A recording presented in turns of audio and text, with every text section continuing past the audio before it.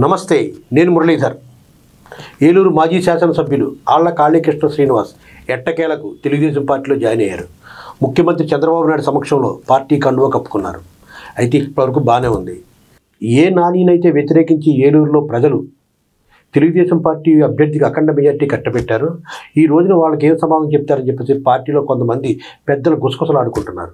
అయితే పార్టీ అధిష్టాన నిర్ణయానికి తప్పనిసరిగా బద్దుడై ఉండాలని చెప్పేసి కొంతమంది పెద్ద నేతలు చెప్తున్నా కానీ ఇక్కడ మాత్రం నాని రాకను మాత్రం పూర్తి స్థాయిలో ఏలూరు ప్రజలు కానీ తెలుగుదేశం పార్టీ నేతలు కానీ పూర్తి స్థాయిలో వ్యతిరేకిస్తున్నారని మాత్రం వాస్తవం.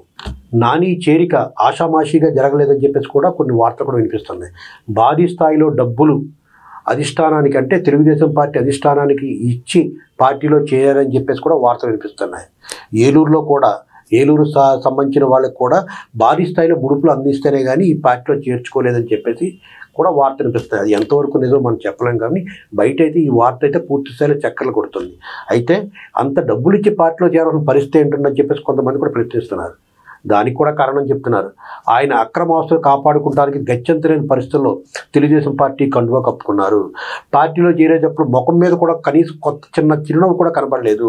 అతను తప్పనిసరి పరిస్థితుల్లోనే అతని ఆస్తులు కాపాడుకోవడం కోసమే ఆ పార్టీలో చేరని చెప్పేసి కూడా కొంతమంది వాదిస్తున్నారు. అది ఎంతవరకు మనం అయితే వాస్తవం అయితే చెప్పలేం, కానీ అక్కడ చూస్తున్న సీన్ అయితే మాత్రం అలాగే ఉంది. అయితే నానిని మాత్రం ఇక్కడ పూర్తి స్థాయిలో వాడుకోవడానికి తెలుగుదేశం పార్టీ సిద్ధంగా ఉందని కూడా అధినాయకత్వం చెప్తుంది. అయితే ఏలూరు విషయంలో మాత్రం ఎక్కడ ఏలు పెట్టద్దు, మొత్తం జిల్లా నాయకత్వం అంది ఇచ్చే విధంగాను అతనికి ఒక మాట జరిగిందని చెప్తున్నారు. అంటే జిల్లా పార్టీ అధ్యక్షుడిగా ఆళ్లనాని నియమిస్తారని చెప్తున్నారు. అదేవిధంగా ఇప్పటివరకు ఉన్న గన్ని వీరాంజనేయుల్ని ఆప్కా చైర్మన్ చేయాలని చెప్పేసి కూడా వార్తలు వినిపిస్తున్నాయి. ఆయనకి ఆ పదవి ఇచ్చి ఈయనకేమో జిల్లా అధ్యక్షుడి పదవి ఇచ్చి మొత్తం జిల్లాలోని పార్టీని ప్రతిష్ట చేయడానికి పూర్తి స్థాయిలో పనిచేయాలని చెప్పేసి కూడా చంద్రబాబు నాయుడు ఆయనకు బాధ్యతలు అప్పచెప్పినట్టు చెప్తున్నారు. కానీ ఏలూరులో మాత్రం ఎట్టి పరిస్థితుల్లోనూ ఇక్కడ రాజకీయాల్లో కానీ ఇక్కడ పార్టీ మీద కానీ మీరు ఎటువంటి ఇబ్బంది పెట్టకుండా ఉండాలని చెప్పేసి కూడా ముందుగానే అతనితో హామీ తీసుకున్నట్టు కూడా చెప్తున్నారు.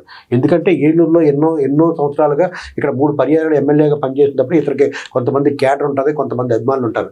వాళ్ళ వల్ల తెలుగుదేశం పార్టీకి సంబంధించిన వాళ్ళకి డిస్టర్బ్ అవుద్ది అని చెప్పేసి ముందుగానే చంద్రబాబు నాయుడు ఈ రకంగా అతను నానితోటి ఒక అంగీకారం తీసుకున్నారని కూడా చెప్తుంది.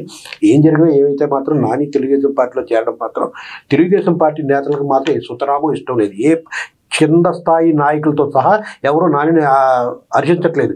ఎందుకంటే ఈ గత ఎన్నికల్లో నానియ జగన అంటే జగన్ వ్యతిరేకతతో పాటు నానిపై కూడా పూర్తి స్థాయి వ్యతిరేకత రావడం వల్లే ఇప్పుడు ఈ పరిస్థితి వచ్చింది.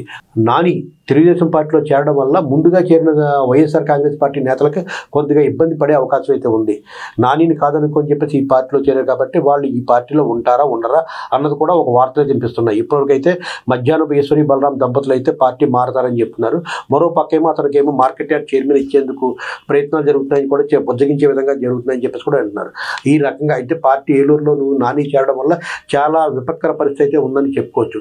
ఎలా లేదన్నా అయితే మరి ఈ సమస్య ఏ రకంగా తెలుగుదేశం పార్టీ ముందు తీసుకెళ్తామని చెప్పలేం, కానీ నాని చేరిక మాత్రం పార్టీకి మాత్రం పూర్తి స్థాయిలో మైనస్ అని చెప్పేసి కొంతమంది కరాఖండిగా చెప్తున్నారు.